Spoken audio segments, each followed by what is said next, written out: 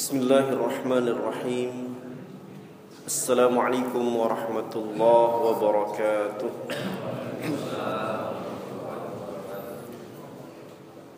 Alhamdulillahi rabbil alamin. Alhamdulillahilladzi bi ni'matihi tatimmus shalihat. Wa asyhadu an la ilaha illallah wahdahu la syarika lah.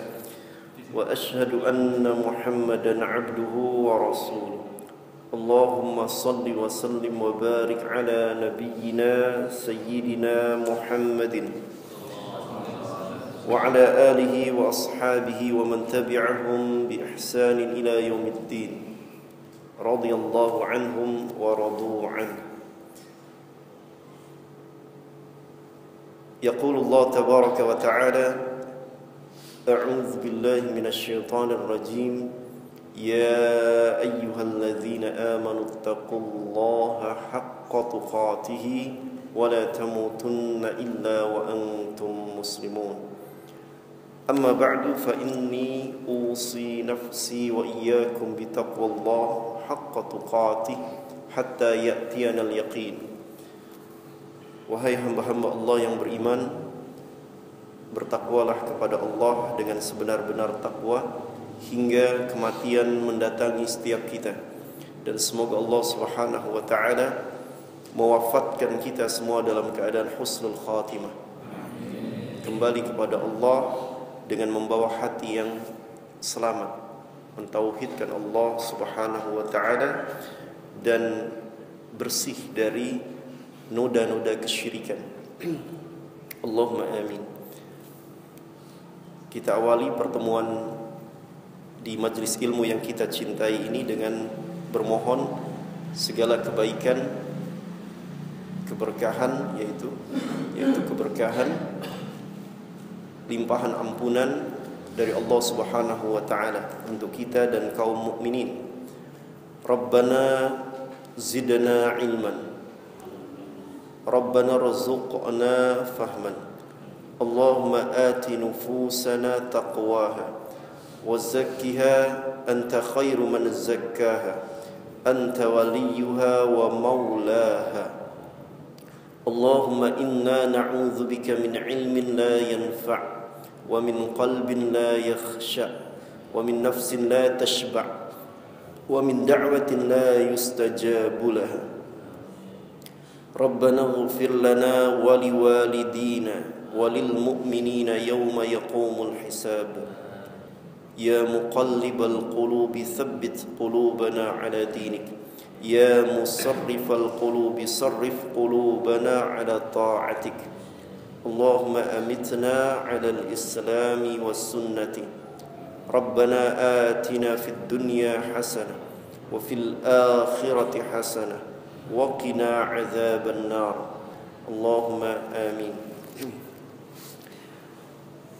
Kaum muslimin dan muslimat jamaah Masjid Al-Ikhlas yang semoga Allah Subhanahu wa ta'ala melimpahkan ampunan dan rahmatnya kepada kita semua. Kaifa halukum? Alhamdulillah bi khair.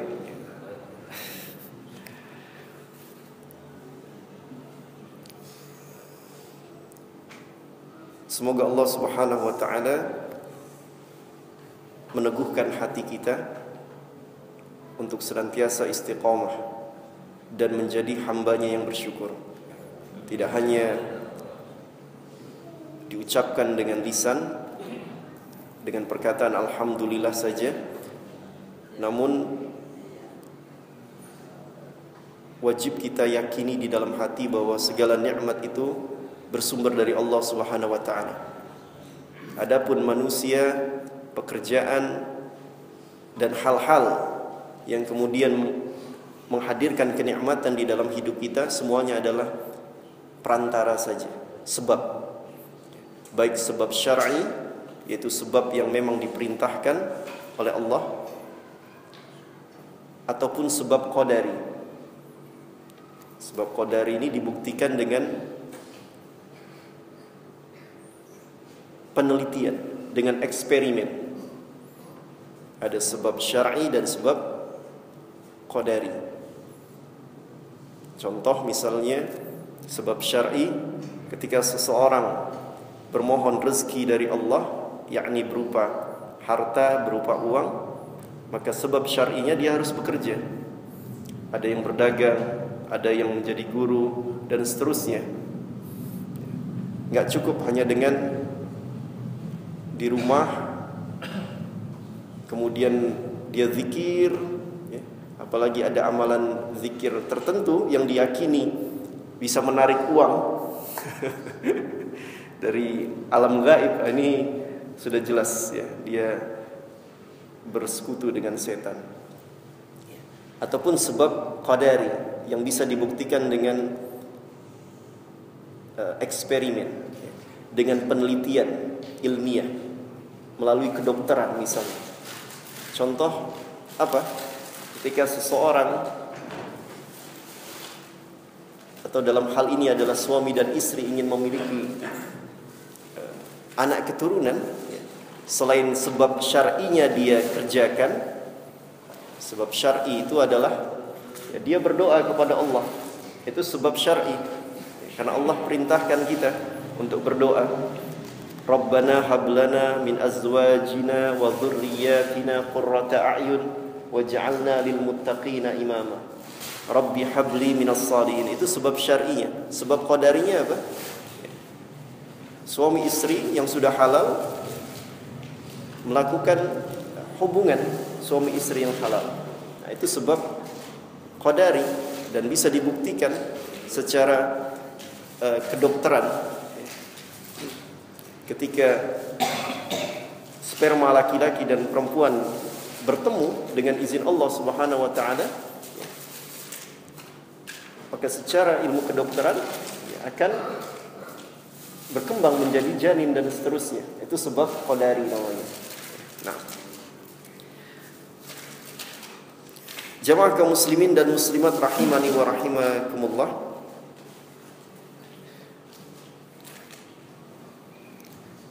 di majelis ilmu yang kita cintai ini, kita akan melanjutkan pembahasan di bab yang ke-9 dari kitab Riyadhus Shalihin yang ditulis oleh Al-Imam An-Nawawi rahimahullah ta'ala. Menuntut ilmu ini termasuk apa? Sebab syar'i. Sebab syar'i diperintahkan oleh Allah Subhanahu wa ta'ala. Kalau kita ingin mendapatkan kemuliaan dari Allah, ampunan, kebaikan dunia dan akhirat, di antara sebab syar'inya adalah dengan menuntut ilmu agama. Dan rasanya tepat ya, pembahasan ini dengan pembahasan kita kali ini ya, dengan kekuatan hubungan seorang hamba kepada Allah Subhanahu wa taala. Dia mengambil sebab syar'i, begitupun sebab qadari tadi. Babun fit tafakkuri fi 'azimi makhluqatillah ta'ala wa fana'id dunya wa ahwalil akhirah wa sa'iri umurihima wa taqsirin nafsi wa tahdhibiha wa hamliha 'ala al-istiqamah. Bab tentang at-tafakkur. Tafakkur, memikirkan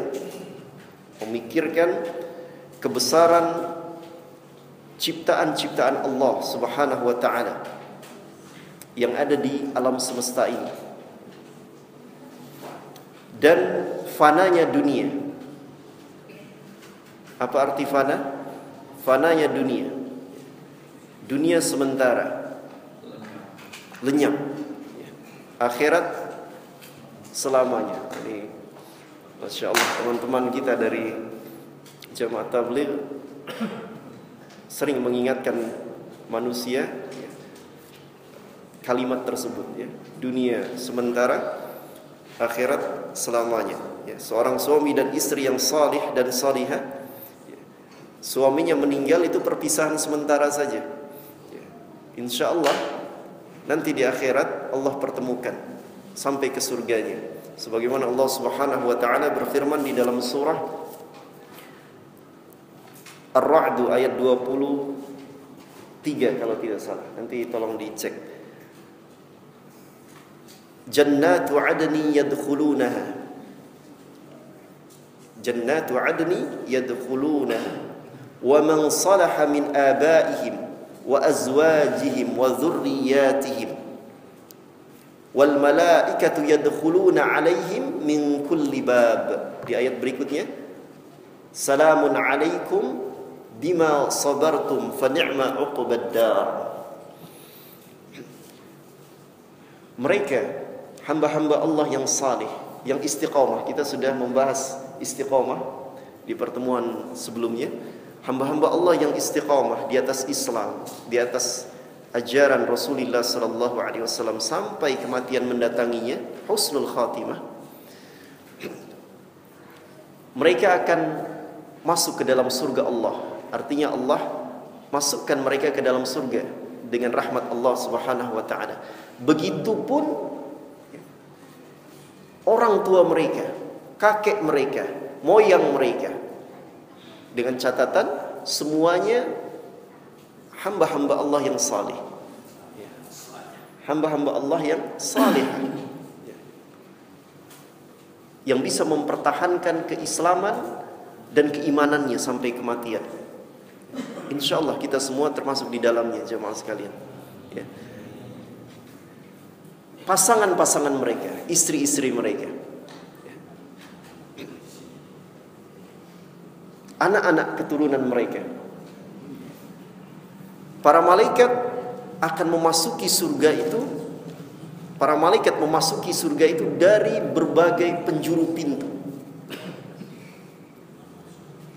Karena pintu surga itu tidak hanya satu, ya. Ada berapa pintu surga? Ada 8. Dan Masya Allah, Tabarakallah, ya, pasangan yang salihah, ini khususnya istri, ya, istri yang salihah, yang dia menjaga 5 waktu salatnya, 5 salat yang fardu, ya. Kemudian dia puasa Ramadan, dia menjaga kehormatan diri, ya, kemaluan dan kehormatan dirinya, ya, ketika tidak bersama suami. Apalagi sekarang ini zaman teknologi, Pak, ya, fitnah. Bisa jadi seorang istri pintu rumahnya tertutup rapat, ya, tapi ternyata, ya, dia berkhianat kepada suaminya dengan gadgetnya, misalnya kan. Ya, jadi berkhianat dengan suaminya, yakni chat, ya, ngobrol dengan laki-laki yang bukan mahramnya, seterusnya. Ini zaman penuh fitnah. Begitupun suami bisa jadi demikian. Maka kita berlindung kepada Allah dari fitnah dunia ini, ya, dari keburukan-keburukan di dunia ini. Nah, kemudian dia, istri tadi, taat kepada suaminya selama suaminya tidak menyuruh dia kepada kemaksiatan. Kalau misalnya suaminya mengingatkan dia ketika kondangan, Bu, jangan dandannya menor-menor, harus taat itu, ya, karena bukan kemaksiatan. Ya, Bu, pakaiannya, ya, sederhana dan menutupi aurat misalnya kan, jangan pakai wewangian, semerbak, itu wajib dia taati. Kalau dia tidak taati, dia durhaka kepada suaminya. Nah, kalau istri-istri yang salehah itu melakukan 4 perkara yang diwajibkan tadi, padahal ibadah sunnah nggak dilakukan oleh dia, hanya ibadah wajib saja, ya. Apa kata Allah Subhanahu wa taala? Udkhulil jannah min ayyi abwabil jannati syi'ti. Masuklah engkau ke dalam surga dari pintu manapun, yang 8 tadi yang engkau sukai, ya. Ini Masya Allah kemuliaan seorang wanita muslimah yang salihah. Nah, para malaikat kemudian akan berkata kepada mereka, Salamun alaikum bima sabartum fa ni'ma uqbad dar. Selamat, keselamatan atas kalian disebabkan karena kesabaran kalian ketika di dunia. Sabar untuk melakukan ketaatan kepada Allah, sabar untuk meninggalkan kemaksiatan, sabar menghadapi berbagai musibah. Di antara sabar dalam menghadapi takdir yang bisa jadi kita tidak suka adalah contoh misalnya keadaan ekonomi yang pas-pasan, ya, bisa jadi miskin, bisa jadi fakir. Itu bisa jadi takdir yang secara manusiawi tidak disukai, tapi dia sabar menghadapinya, masya Allah. Ini ibadah yang sangat tinggi di sisi Allah Subhanahu wa taala. Nah, karena Allah Subhanahu wa taala sudah menjadikan hatinya kaya, makanya dia bersabar. Ya, gitu. Karena banyak ya orang yang diberikan Allah titipkan harta berlimpah kepadanya, tapi hatinya nggak kaya, nggak pernah cukup dengan harta yang Allah berikan sampai tanah itu memenuhi mulutnya. Artinya apa? Sampai dia mati, ya, baru dia berhenti, ya, untuk mengejar dunia, serakah dari tamak, dari gemerlap dunia ini. Baik. Nah, jamaah sekalian rahimani wa rahimakumullah. Jadi bab kali ini adalah tentang memikirkan kebesaran makhluk-makhluk Allah Subhanahu wa taala dan fananya dunia, kemudian kengerian akhirat.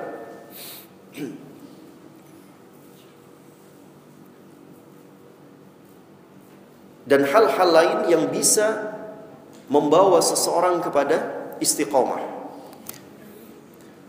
Al-Imam An-Nawawi rahimahullah ta'ala menyebutkan dalil-dalil di dalam Al-Quran Al-Karim.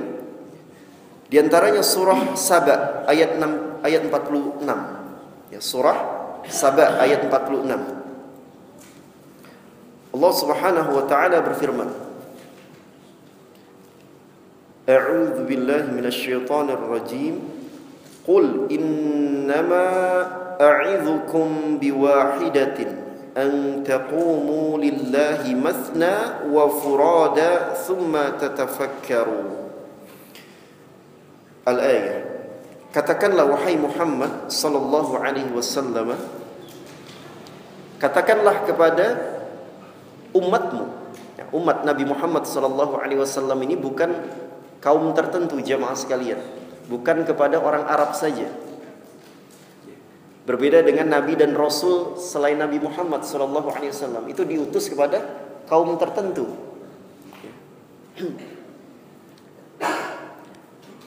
Siapapun manusia yang beriman kepada Allah dan Rasulnya, yaitu Nabi Muhammad sallallahu alaihi wasallam, dimanapun, ya, di negara manapun, di belahan bumi manapun, dia wajib untuk mengikuti syariat Rasulullah sallallahu alaihi wasallam. Ya. Karena ada sebagian saudara kita yang punya anggapan, ya, semoga Allah Subhanahu wa taala memberi taufik kepada mereka. Ya. Ketika seseorang sampai ke makom tertentu, kedudukan tertentu, ya, dalam aktivitasnya, ini aktivitas yang berhubungan dengan ibadah, dia sudah sampai ke makom tertentu, dia berkeyakinan boleh untuk meninggalkan sebagian syariat Nabi Shallallahu Alaihi Wasallam. Misalnya meninggalkan sholat, cukup dengan zikir saja, tidak perlu sholat. Ada yang seperti ini, ada ya. Nah, ya, ada seperti itu. Dengan alasan apa? Ini alasannya. Ya. Bukankah Nabi Khadir, atau kita sebut Khidir, ya? Kalau dalam bahasa Arabnya itu Khadir, Nabi Khidir alaihi salam itu hidup, ya, sezaman dengan Nabi Musa alaihi salam, ya, dan Nabi Khadir alaihi salam tidak mengikuti, ya, syariat Nabi Musa alaihi salam, ya. Jadi boleh keluar, ya, dari syariat, sebagian syariat yang dibawa oleh seorang Rasul, ya. Nah, ini kita jawab, Pak, bahwa Nabi Musa alaihissalam itu diutus kepada kaum tertentu, dan Nabi Khadir alaihissalam bukan kaumnya Nabi Musa alaihissalam. Beliau bukan kaumnya Nabi Musa alaihissalam. Bahkan kata Rasulullah sallallahu alaihi wasallam, "Lau anna Lau anna Musa, lau kana Musa hayyan ma wasi'ahu illa ittiba'. Jikalau Nabi Musa alaihissalam itu masih hidup di zamanku, kata Nabi SAW ini kepada para sahabat, jikalau Nabi Musa alaihissalam masih hidup di zamanku, maka tidak ada alasan bagi Nabi Musa kecuali wajib mengikuti syariatku. Karena Nabi Muhammad SAW diutus untuk seluruh umat, seluruh kaum. Nah, ya. Bahkan ada sebagian saudara kita, mohon maaf, ya, yang meyakini bahwa Nabi Khadir itu masih hidup. Nabi Khadir masih hidup. Seandainya benar Nabi Khadir masih hidup alaihissalam, ya, maka dia wajib alaihissalam untuk datang kepada Nabi Muhammad SAW ketika itu dan beriman dengan syariat yang dibawa oleh Nabi Muhammad. Tapi tidak ada satupun riwayat tentang hal itu, bahwa Nabi Khadir datang kepada Nabi Muhammad SAW kemudian mengikuti Nabi Muhammad. Tidak ada. Cari satupun riwayat, tidak akan pernah menemukan. Padahal wajib bagi siapapun untuk mengikuti syariat Nabi Muhammad, meskipun itu seorang nabi, kalau dia masih hidup. Tapi kenyataannya kan sudah meninggal, ya. Contoh nabi yang dia mengimani Nabi Muhammad SAW dan mengikuti syariat Nabi Muhammad, siapa? Nabi Isa alaihissalam. Nabi Isa alaihissalam masih hidup, Pak. Masih ditidurkan oleh Allah Subhanahu wa taala. Masya Allah. Nah, betul Ustaz. Betul. Ya, Nabi Isa alaihissalam itu diangkat oleh Allah, diwafatkan. Maksud diwafatkan di sini ditidurkan, Pak. Karena wafat itu maknanya ada dua. Ya, ada lepasnya ruh dari jasad, ya, kematian besar. Ada kematian kecil, tidur itu. Ya. Ruh itu pun lepas, ya, tapi dalam kuasa Allah, ya, berbeda. Lepasnya ruh ketika tidur dengan lepasnya ruh ketika kematian besar itu beda, meninggal. Ya. Hanya Allah yang tahu bagaimana hakikatnya. Nah, Nabi Isa alaihissalam itu akan turun dan membenarkan syariat Nabi Muhammad SAW. Ya. Siapapun yang mengaku umat Nabi Isa alaihissalam, dia tidak beriman, ya, maka dia, ya, mati di atas kekafiran. Ya. Bahkan ekstrimnya ini Ustaz, ya, ada riwayat. Jadi siapapun yang mengaku umat Nabi Isa alaihissalam, ya, dia mencium aroma Nabi Isa alaihissalam dari jarak yang jauh, dia tidak beriman, ya, kepada Nabi Muhammad SAW, ya. Karena Nabi Isa alaihissalam tadi membenarkan syariat Nabi Muhammad SAW, maka dia mati ketika itu, Ustaz, di atas kekafiran. Jadi dengan mencium aroma Nabi Isa alaihissalam, dia tidak beriman, dia mati, Ustaz, atas izin Allah Subhanahu wa taala. Ya. Nah, jamaah sekalian rahimani wa rahimakumullah, akhir zaman itu kapan dimulainya? Ini kan tadi Ustaz Muhtaron sempat menyebut akhir zaman. Akhir zaman itu dimulai sejak Nabi Muhammad alaihissalam diutus sebagai Rasul. Itu sudah masuk akhir zaman, Ustaz. Karena Nabi Muhammad SAW berkata kepada para sahabat, bu'ithtu ana was-sa'ah kahataini. Sejak diutusnya aku sampai kiamat itu terjadi. Ini kiamat, betul-betul kiamat besar, ya. Kiamat kubro, ya. As-sa'atul kubro atau al-qiyamah al-kubro, ya. Jaraknya itu sedemikian dekat, seperti dua jari ini ditempelkan oleh Nabi SAW, tengah dan telunjuk. Jadi sangat dekat, ya. Itu sudah akhir zaman itu Nabi Muhammad SAW. Apalagi sekarang, ya. Tapi kita masih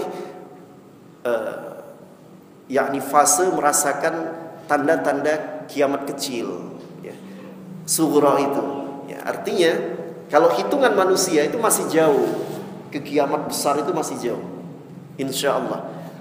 Tapi kalau sudah muncul Imam Mahdi, ini Imam Mahdi betulan, ya, bukan Mahdi-Mahdian. Imam Mahdi ya, dari keturunan Quraisy, namanya Muhammad atau Ahmad bin Abdullah ya, dibaiat. Kemudian itu munculnya Imam Mahdi itu sudah akhir dari tanda kiamat kecil, surah. Datangnya Dajjal, keluarnya Dajjal itu sudah masuk kiamat besar. Maka ketika itulah ya, tanda-tanda kiamat besar yang lainnya akan cepat menyusul gitu kan, dan tidak lama lagi kiamat besar terjadi. Ini jamaah sekalian yang harus kita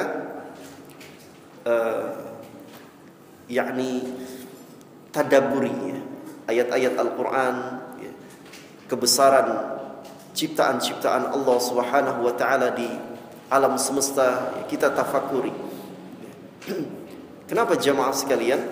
Karena Allah Subhanahu wa taala ya, tidaklah mengirim tanda-tanda kebesarannya ya, di antara tujuan utamanya adalah untuk menakut-nakuti hamba-hambanya, supaya hati hambanya itu takut ya, kepada Allah Subhanahu wa taala. Di dalam surah Al-Isra ayat 59. Al-Isra ayat 59. Wa ma nursilu bil ayati illa takhwifa, dan tidaklah kami kirimkan tanda-tanda kebesaran ya, kebesaran kami yakni yang ada di alam semesta ini kecuali untuk menakut-nakuti ya, agar hamba-hambanya itu sadar betul bahwa diri mereka itu ya, tidak ada kekuatan, tidak ada daya di hadapan Allah Subhanahu wa taala ya, sehingga mereka menjadi hamba-hamba yang beriman kepada Allah Subhanahu wa taala. Nah, di antara tanda-tanda kebesaran Allah Subhanahu wa taala itu, jamaah sekalian, disebutkan oleh Allah Subhanahu wa taala di dalam surah Fussilat ayat 37. Ini terkait dengan peristiwa alam ya. Dan bukan sekedar peristiwa biasa ya, bukan sekedar fenomena alam, tapi ini merupakan tanda kebesaran Allah Subhanahu wa taala supaya kita bertambah keimanannya. Ya, di dalam surah Al-Anfal ayat 2 Ustaz. Apa bunyinya Ustaz? Innamal mu'minuna alladzina idza dzukirallah wajilat qulubuhum wa idza tuliyat alaihim zadathum imana. Ya. Orang-orang yang beriman, yang imannya sempurna, kata Allah Subhanahu wa taala, apabila dibacakan ayat-ayatku, yakni ayat-ayat Al-Quran ya, dibacakan kepada mereka, ditadaburi. Begitupun dengan ayat-ayat kauniyah. Kalau di dalam Al-Quran namanya ayat-ayat Quraniyah. Di alam semesta itu ayat-ayat kauniyah ya. Mereka tafakuri, mereka tadaburi ya, pasti akan menambah keimanan untuk mereka ya. Nah, Allah Subhanahu wa taala sebutkan di dalam surah Fussilat ayat 37. Wa min ayatihi al-lailu wan-nahar wasyamsu wal-qamaru la tasjudu lisyamsi wala lil-qamari wasjudu lillahi in kuntum iyyahu ta'budun. Dan di antara tanda-tanda kebesaran, keagungan ya, keagungan ayat-ayat Allah Subhanahu wa taala ya, adalah malam dan siang, pergantian malam dan siang. Siapa yang mengatur semua itu? Allah Subhanahu wa taala ya.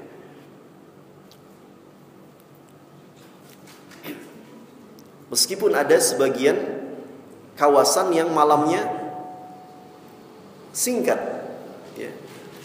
Apalagi di kala musim, Masya Allah, apalagi di kala musim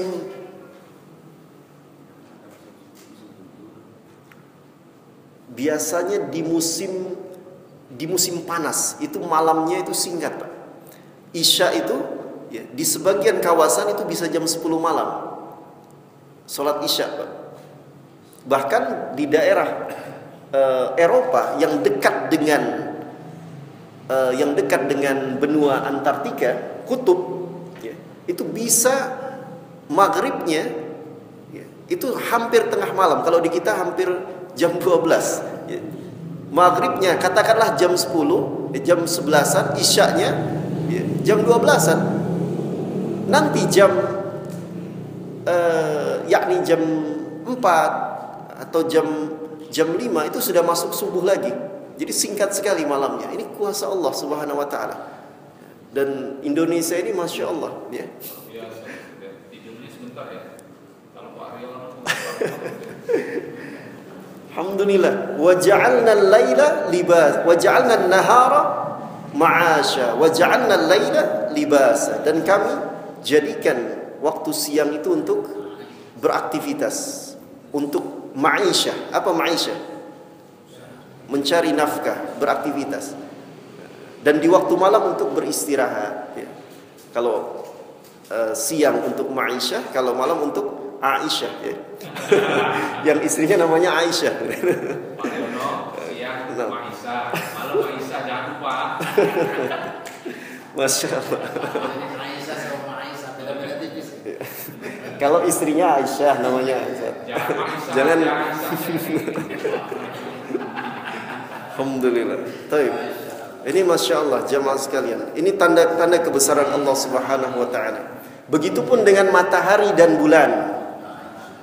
Matahari dan bulan ya, di antaranya apa? Fenomena gerhana matahari ya, kusuf, dan gerhana bulan khusuf ya. Bahkan di zaman Nabi SAW, jamaah sekalian, ketika terjadi gerhana itu Nabi SAW takut sekali ya. Jangankan gerhana, ketika langit itu mendung hitam, itu Nabi SAW ketakutan. Ditanya oleh salah seorang istri beliau, "Ya Rasulullah, ya, orang-orang ketika melihat mendung itu bahagia, senang karena mau hujan. Ya tahu sendiri ya, Arab Saudi ya gersang, panas gitu kan, nggak seperti sekarang. Ya. Jadi ketika mendung itu Masya Allah senangnya luar biasa. Tapi Nabi SAW tidak, takut Nabi, berdoa kepada Allah. Kenapa? Karena ada umat kaum ya, yang diturunkan azab ya, diawali dengan mendung gelap, dan Nabi SAW takut ya, Allah turunkan azab kepada orang-orang kufar ketika itu yang akan menimpa umat Islam juga. Nah, ini Nabi SAW takut sekali. Nah, itulah mengapa Allah Subhanahu wa taala tadi sebutkan, dan tidaklah kami mengirim ayat-ayat kami untuk apa? Menakut-nakuti, supaya hadir rasa takut kepada Allah Subhanahu wa taala. Insyaallah kalau orang sudah takut kepada Allah, untuk bermaksiat itu susah dia melakukannya. Ya, berat untuk melakukannya. Kalau orang sudah betul-betul takut kepada Allah Subhanahu wa taala. Baik. Nah, jamaah sekalian rahimani wa rahimakumullah. Ada ayat yang menarik ya, untuk ditadaburi, ditafakuri oleh kita semua di dalam surah Al-Ghasyiyah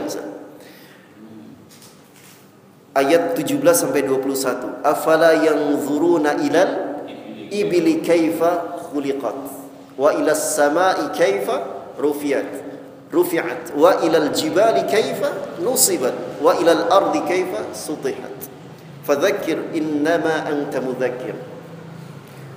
Allah Subhanahu wa taala memerintahkan hamba-hambanya untuk apa?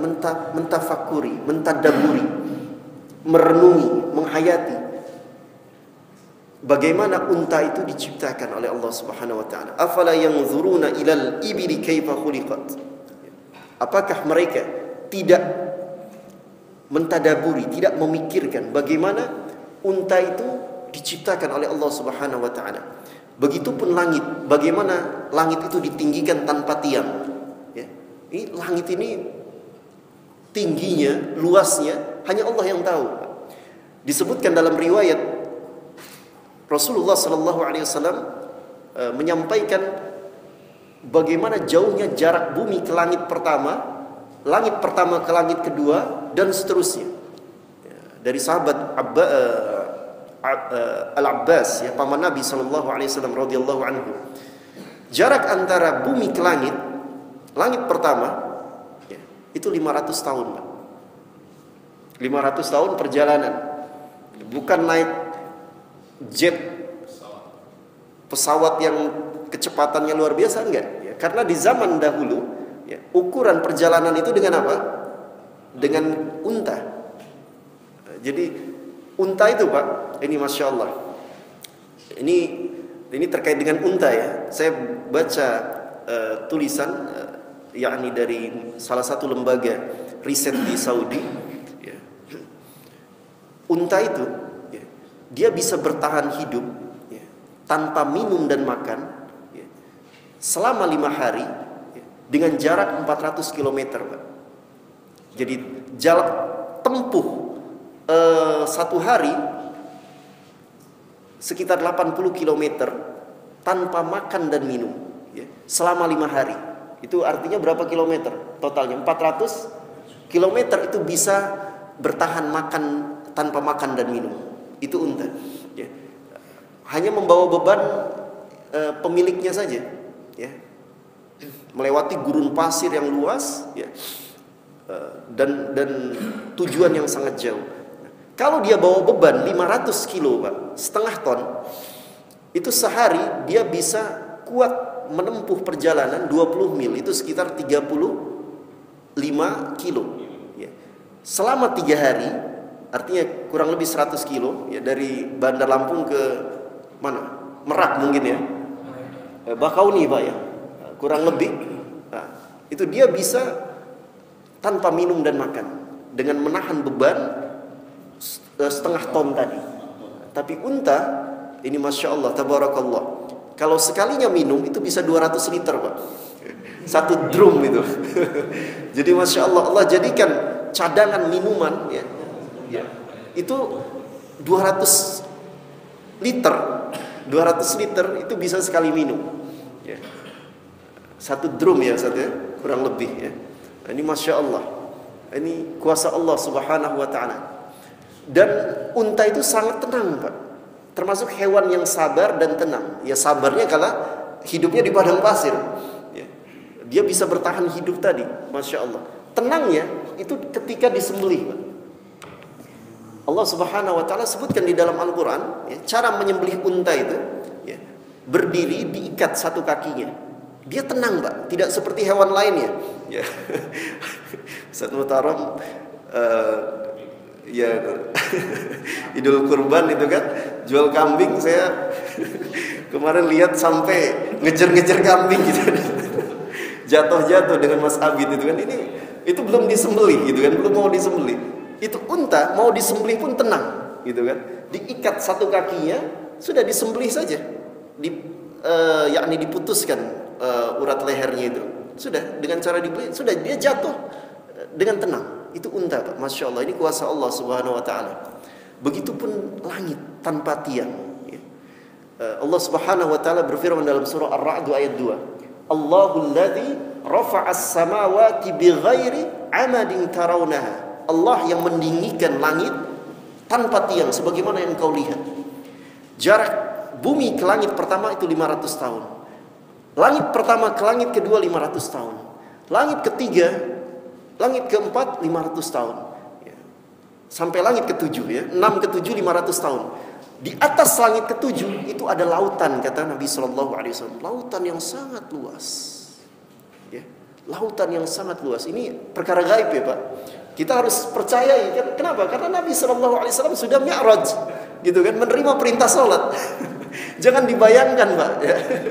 Kita nggak mampu membayangkan. Kata dalam satu riwayat, tafakkaru fi khalqillah wa la tafakkaru fillah atau fi zatillah ya. Pikirkan ya, ciptaan-ciptaan Allah, makhluk-makhluk Allah itu ya, supaya menambah keimananmu. Jangan engkau memikirkan zat Allah, karena kita nggak mampu untuk memikirkan zat Allah subhanahu wa ta'ala. Allah itu ada, tapi bagaimananya wallahu a'lam, kita tidak mampu untuk memikirkannya ya, apalagi membayangkan, karena Allah Rasulullah SAW tidak diberitahu bagaimana ya, detailnya zat Allah subhanahu wa ta'ala itu ya. Hanya Rasulullah SAW mengatakan ya, puncak kenikmatan penghuni surga itu akan menatap wajah Allah subhanahu wa ta'ala. Itu puncak kenikmatan. Masuk surga itu sebuah kenikmatan yang luar biasa, rizqun karim, rizki yang amat mulia dari Allah. Menatap wajah Allah itu puncaknya kenikmatan para penghuni surga. Jadi kalau ada orang yang menolak ya, yakni hadis ini ya, itu maksudnya bukan menatap wajah Allah, tapi yakni melihat keridhaan Allah. Ya, kita doakan saja semoga dia tidak bisa menatap wajah Allah Subhanahu wa taala. Ini karena sudah menolak ya, apa yang dikabarkan oleh Rasulullah sallallahu alaihi wasallam. Ini hati-hati sekali jamaah sekalian. Ya. Nah, kata Rasulullah sallallahu alaihi wasallam, di atas langit ketujuh itu ada lautan, jaraknya 500 tahun. Itu bagaimana luasnya langit yang Allah ciptakan. Di atas lautan itu ada arsy Allah Subhanahu wa taala. Makhluk Allah yang sangat besar, luas dan paling tinggi, atapnya langit dan bumi. Dan ingat jamaah sekalian, bumi kita ini tidak menempel di daratan, tapi ada di langit Allah Subhanahu wa taala. Ini yang mungkin kita, karena kita tinggal di bumi ya, biasa berpijak ya, pikir kita bumi ini nempel gitu kan di satu tempat di daratan gitu kan, semacam daratan. Tidak, bumi itu melayang di langit sana gitu. Jarak antara bumi ke langit pertama 500 tahun. Ini Masya Allah Subhanahu wa ta'ala ya. Ini jamaah sekalian, Allah Subhanahu wa ta'ala di berbagai ayat ya, di berbagai surah di dalam Al-Quran memerintahkan kita untuk mentafakuri, mentadaburi ciptaan-ciptaan Allah Subhanahu wa ta'ala, termasuk di dalam surah Al-Anfal kalau tidak salah ya, ayat 10. Di sini tertulisnya Al-Qital. Ini salah tulis ini. Barangkali Al-Anfal, nanti coba dicek. Afalam yasiru fil ardi fayanzuru. Apakah mereka tidak yakni tidak melakukan perjalanan di atas muka bumi ya, untuk melihat tanda-tanda kekuasaan Allah Subhanahu wa taala. Ini sebenarnya targhib ya, motivasi untuk hamba Allah ya, agar jangan diam aja di rumah ya. Rumah tempat kerja, masjid rumah, rumah tempat kerja, masjid rumah ya. Coba ya, ada rezeki kita ke pantai melihat ya, bagaimana Allah Subhanahu wa taala menciptakan makhluk yang sangat banyak di lautan itu ya. Bagaimana Allah Subhanahu wa taala menciptakan ya, alam yang begitu indah yang kita saksikan di laut, kemudian di pegunungan misalnya ya. Supaya apa? Supaya menambah keimanan untuk kita semua ya. Nah, jamaah sekalian rahimani wa rahimakumullah. Bukan Al-Anfal ya Ustaz ya? Bukan ya? Coba nanti bukan ya? Baik, nanti insyaallah saya cek. Afalam yasiru fil ardi fayanzuru. Nah, wallahu taala a'la wa a'lam. Ini insyaallah sebagai pembahasan di awal ya. Insyaallah pertemuan mendatang kita akan lanjutkan, termasuk pembahasan yang berikutnya insyaallah. Wallahu taala a'la wa a'lam. Ada yang bertanya sampai di sini? Kalau tidak kita tutup dengan doa. Silakan Pak. Sallallahu alaihi wasallam.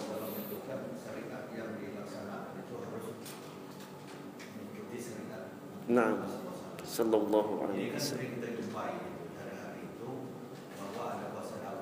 Nah, iya. Apakah itu bisa dilaksanakan? Barakallahu fiik. Nah, barakallahu fiik.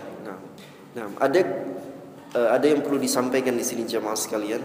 Ada kekhususan ya, untuk Rasulullah Sallallahu Alaihi Wasallam ya, dan umatnya tidak melakukannya. Contoh misalnya puasa terus menerus, itu kekhususan untuk Rasulullah Sallallahu Alaihi Wasallam.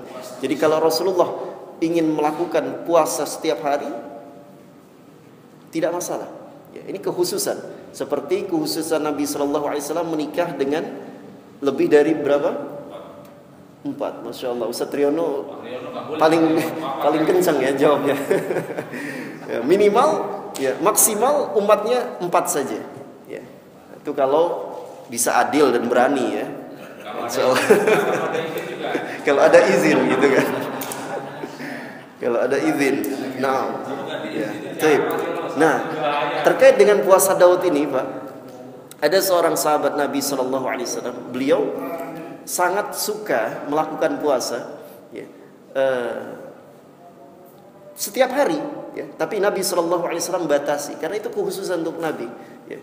Lakukan maksimal puasa Daud, kata Nabi Shallallahu Alaihi Wasallam. Jadi ini bagian dari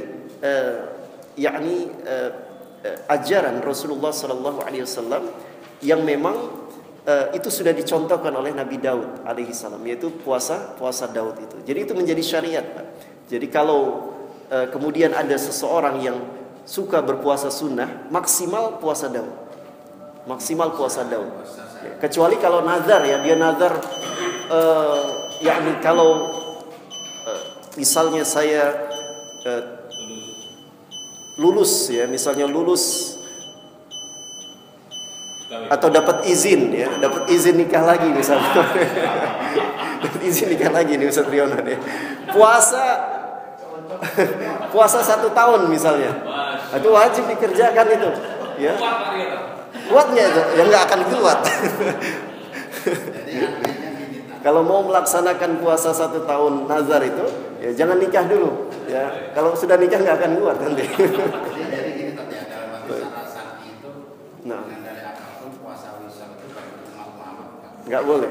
Ya, ini kekhususan untuk Nabi Shallallahu Alaihi Wasallam. Kecuali nazar tadi, ya, nazar puasa 2 bulan, 3 bulan, dia wajib lakukan. Kayak ada teman saya, Pak, ini masya Allah kakak kelas saya di Mesir. Dia bernazar, ya, bernazar kalau diterima di Al-Azhar, dia puasa 2 tahun, Pak. Betul-betul puasa 2 tahun. Datang ke Mesir itu gemuk badannya. Dia cerita ke saya, puasa 2 tahun full, Pak, nggak putus. Karena kalau putus itu ngulang lagi kalau nazar itu kan. Dia nggak boleh. Misalnya 1 Syawal juga nggak putus. Ah, itu kecuali yang ini, kecuali. Nah, itu ada pengecualian. Jadi di luar itu dia puasa terus, ya. Sampai, ya, berat badan itu turun luar biasa, ya. Ya, sampai saya dapat cerita itu dari beliau langsung. Dia imam masjid, Pak, masya Allah. Memang orangnya kelihatan tawadhu gitu kan. Jadi memang benar 2 Kemudian, tahun dilaksanakan. 2 tahun. Seingat saya 2 tahun itu, Pak. Masya Allah. Gitu. Ini luar biasa. Ini komitmen namanya kan. Komitmen. Kalau dia yakni nggak melakukan aja sekali, sudah itu diulang lagi dari awal. Gitu. Karena dia janjinya 2 tahun berturut-turut. Gitu kan. Ini masya Allah. Ini janji dengan Allah Subhanahu Wa Taala. Nggak main-main. Bukan karena nazar itu tidak boleh, Ustaz, kalau memang ini kan sesuatu Nah, yang tadinya nggak betul. wajib menjadi wajib karena nazar itu kan sesuatu yang Betul, sebenarnya betul. Asal hukumnya memang makruh. Nazar itu sesuatu yang yakni dihindari lah, ya, karena ada syarat di situ kan. Kita melakukan satu ibadah, kalau Allah ibaratnya itu kan, jika Allah yakni mewujudkan keinginan kita, itu kan yakni sesuatu yang harus dijauhi. Tapi kalau sudah terucap, ya, maka wajib ditunaikan selama tidak bermaksiat kepada Allah, ya. Nazar, isi nazarnya itu, saum kan ibadah kepada Allah, jadi dia harus tunaikan karena sudah janji kepada Allah Subhanahu Wa Taala. Nah, lupa gimana? Allah Taala.